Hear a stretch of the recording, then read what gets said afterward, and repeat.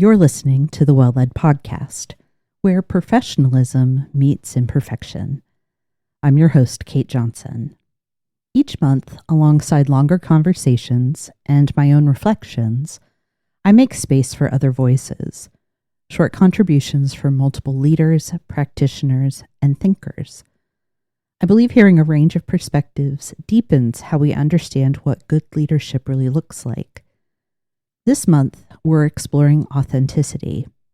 In this episode, you'll hear first from Kim Rohr, an earlier guest this year, with her thoughts following our conversation on how feedback provides support. Then, Jasmine Moseley Beal shares her unique perspective on authenticity through the lens of her multi-layered experience as a Black woman. Kim and Jasmine both help us understand what authenticity looks like in practice, where it gets complicated, and why it matters. You'll hear each voice one at a time, different experiences, different perspectives, one shared focus.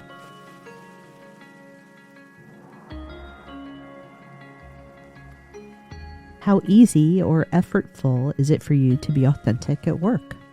It is very easy for me to be authentic at work simply because I am tired of masking once I learned what masking was and then I didn't have to do it. Um, I don't really love the like bring your whole self to work because it's vague and doesn't have parameters for safety and things. But I also am at a point in my career where I feel like I just don't give as many F's as I used to. Um, Try to keep it clean for Thank you. this podcast. Thank you. But I had a manager once who was one of my favorite managers ever who told me that with love that he doesn't believe that I have a shame receptor in my brain. Uh, and he what he meant by that was you think you belong in any room you want to be in, and you have no fear or shame about entering the room and speaking your mind no matter who is in the room with you, and you're not like embarrassed or trying to like be someone you're not, regardless of the level of seniority. And I was like, well, yeah, like they're all just people. Like, why would I try to not be myself? Like, if you don't want me there, don't invite me to the room. Right? So yeah, I think it's a lot harder when you're younger in your career or earlier in your career. But I don't know, the older I get, the less I care about being someone I'm not. Right. I think there's a lot of truth in that. So, And I was rewarded, I should say, I was rewarded like in the say the early phases of my modern career, like in the let's call it 15-ish years ago.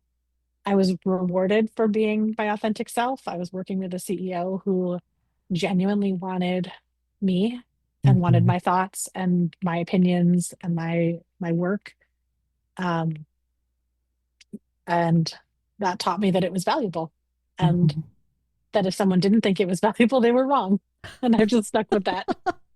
Well, you've addressed the last question that I have here around like what benefits have you Hmm. experienced, but I'm curious, being you, Hmm. c- being committed to coming in as your authentic self, what challenges has that presented for you? Yeah, I mean, I'm not for everyone. Hmm. I will rub people the wrong way. I don't show enough deference to white male egos, not even male all the time, frankly. Like there are plenty of women that I've worked with who don't think that I show enough reverence Hmm. to them, not even because of their seniority, but just because of their position within the company. Like I'm in finance or I'm in operations or I'm in whatever, and you're not, and so I'm better than you. Um, and I just don't have it in me at this stage of my career, of my life, to make myself smaller for someone else. And so that has meant that there have been opportunities that are not available to me. That has meant friction and tension. When you talk about like what challenges has this presented, like even things as minor as like it's harder for me to to build consensus or to create allyship within an organization if someone wants me to be someone I'm not. Mm-hmm. 'Cause I'm not going to change myself to make someone else feel better about themselves. Yeah. I think you're identifying an interesting thread that we could follow about not changing yourself, but perhaps tempering yourself in order to not, what's the right word? I don't want to say hurt someone else, but just being aware of maybe this isn't the time, like, Hmm. because I've chosen that this is a clean podcast, you're respecting me and not swearing. Right. That's an example of you not changing yourself, but recognizing, hey, this isn't part of me I bring forward in the Yeah. moment. I mean, I'm an adult. I'm a professional. I know that different circumstances require kind of different versions of yourself, Mm-hmm. but there are many versions of me that are all still authentically who I am. Yes. I'm never going to be the person that sits quietly in the corner and says yes to things I don't believe in. Yeah. Well, you already But I told us might, you're a theater major. yeah, that's true. And I'm a dramaturg. We're nosy and we have a lot of opinions, and people don't usually know that we exist. So we've got a chip on our shoulder. Um, but I mean, I truthfully, like, I have been in rooms where, and I'm just thinking of some specific examples that I cannot name out loud, but times when I've been in rooms and I know, like, in this room at this table is not the time for me to show up. I need to observe right now. But as Mm-hmm. soon as this call is over, I need to have a real conversation with the people in the room. Mm-hmm. And whether it's because there's one person at the table who shouldn't witness mom and dad fighting like that, or Yeah. there's someone who will use that and manipulate it, and I don't trust them to Mm-hmm. experience what I'm about to unleash. There's lots of different reasons why you might um, temper how you show up, but yeah, like, I have been on stages that are like super buttoned up and professional, and I can put that version of me on when I need to. And I've been on stages where it's like all bets are off, unleash your sailoriest sailor mouth. Mm-hmm. And that's also authentic. Like, authentic doesn't have to be one version, you can be multifaceted and still be Mm-hmm. authentic. But I'm not going to show up and pretend that I support something that I don't support, or stand behind something that I don't, Mm-hmm. or just go into a room and be a yes man. Like, it's just Yeah. not going to happen. Yeah. It's what behaviors are how do I translate in this circumstance? Right. And again, it goes back to storytelling. It Who does. am I telling this story to, and what Mm-hmm. do they need to know to be a part of it? Exactly.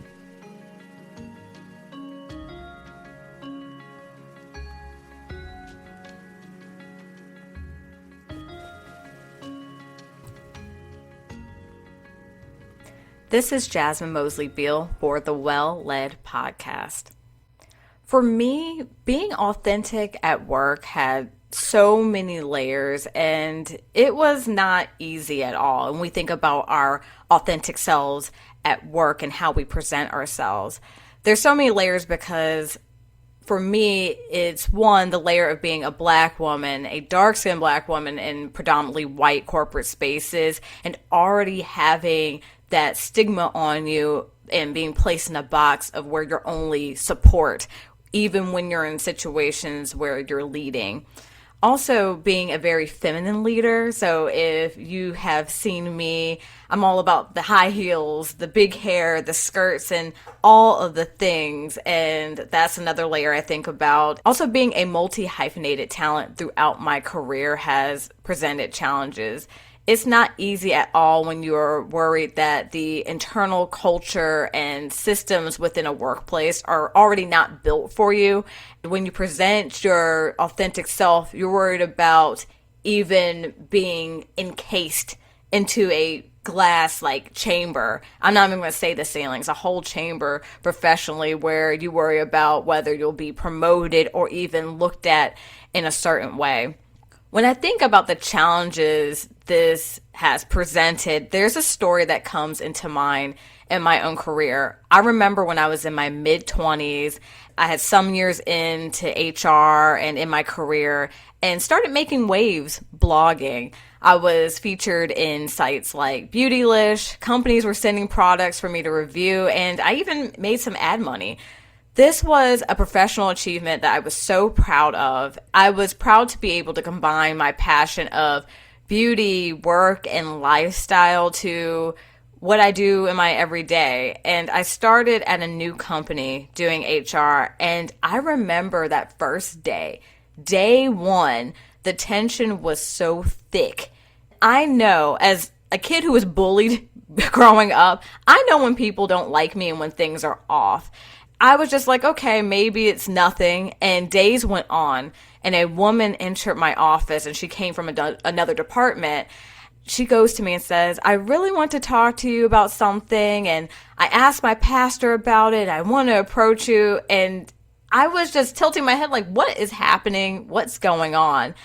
Then she continued to say, people have a lot of judgments about you at this organization. And from what I know is that you have some type of blog and people have so much to say around the office. So I tilted my head again, and I'm like, well, that's public information.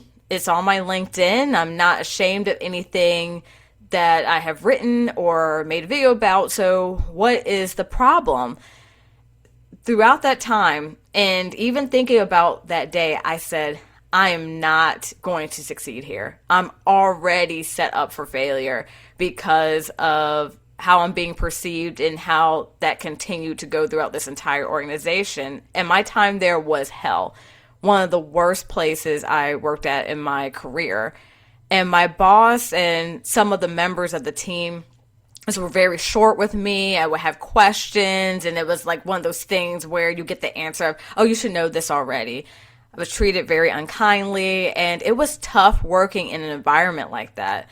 When you think about someone who has always wanted to excel, it's like a rubber band that keeps getting pulled, and all of a sudden it snaps.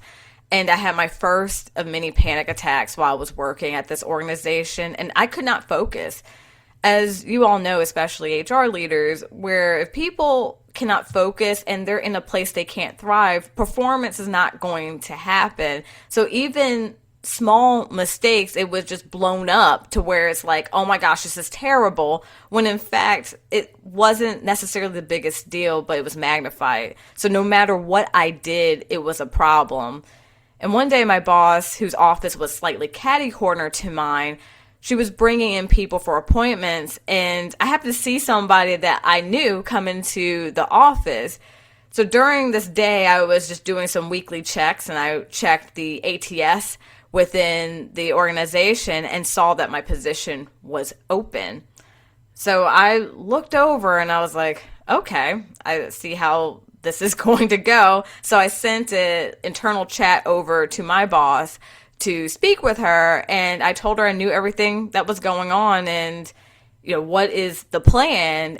And her response was that, with her being on the leadership team and the rest of the leadership need to keep their options open. And after conversations about performance, there's things we have to think about. And she goes, is there anything else you want to say or ask? And I said, well, when you're ready to let me go, let me go. After I left that office, I slowly started cleaning up my office and packing up my things because I knew it was going to happen. And a couple weeks later, I was told that I wasn't a right fit for the organization and was ultimately terminated. So I took my little purse and just walked straight out the door, and I said, okay, bye. But there is a flip side to this. So with that experience, of course, I felt so defeated, so hurt, especially being in a place where I was publicly ridiculed and not treated very well.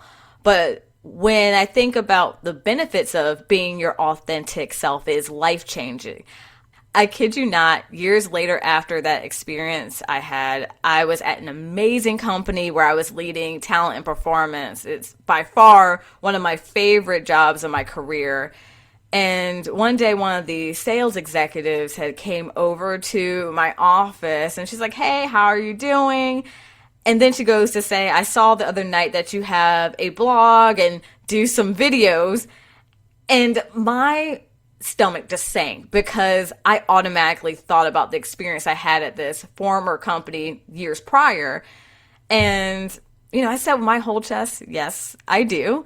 And this executive said, it is the coolest thing I have seen. You are incredibly talented and creative, and you're really brave for putting yourself out there like that. Could I ask you a question about makeup? And we start having this whole conversation about the makeup and, my working life, and also talked about video editing. But with me showing up authentically, I had so many opportunities within my career to travel the world and collaborate on big projects.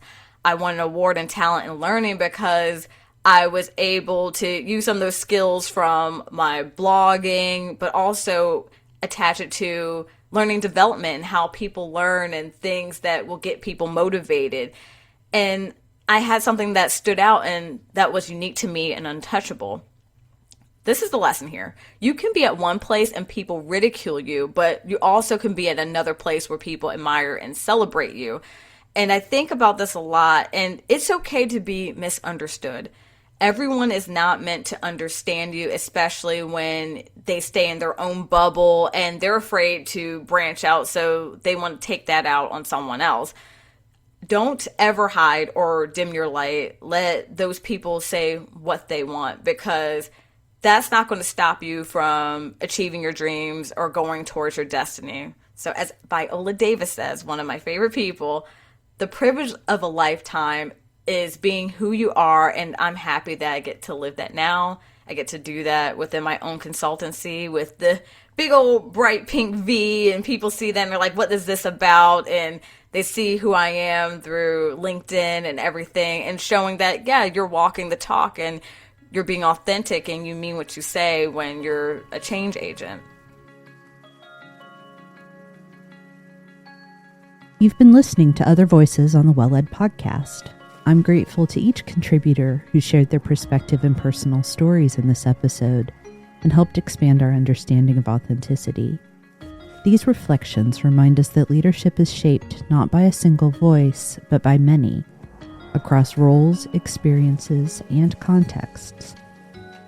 If this episode was useful, you can support the show by following or subscribing on your preferred podcast platform, or by sharing it with someone who's navigating similar questions. The latest companion toolkit is available. Check the show notes for a link to request your free copy. We'll be back next Tuesday for a deeper conversation with Melissa Norcross. For updates on future episodes and resources from 123 Limited, you can join the newsletter at any time. Thanks for listening.